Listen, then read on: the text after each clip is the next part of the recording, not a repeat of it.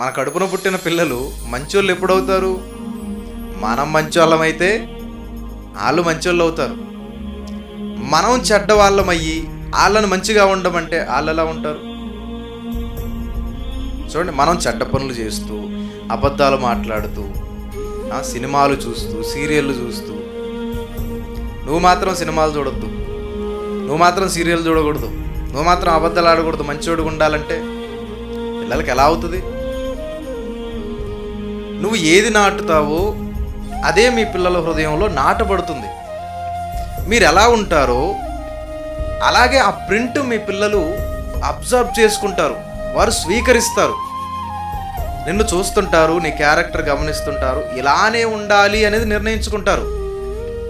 ఎందుకు ఉండాలి అన్న ప్రశ్న పిల్లలకు రాదు, మనకు వస్తుంది. ఎందుకు ఉండాలి అన్న ప్రశ్న పెద్దవాళ్ళకు వస్తుంది, మంచి చెడు తెలిసిన వాళ్ళకు వస్తుంది, పిల్లలకు రాదు. నేను ఉండాలి అంతే, పాటించేస్తారు. అంటే పిల్లల క్యారెక్టర్ తల్లిదండ్రులను బట్టి మనం చెప్పొచ్చు, పెద్దల్ని బట్టి చెప్పొచ్చు, తన చుట్టూ ఉండే వారిని బట్టి చెప్పొచ్చు.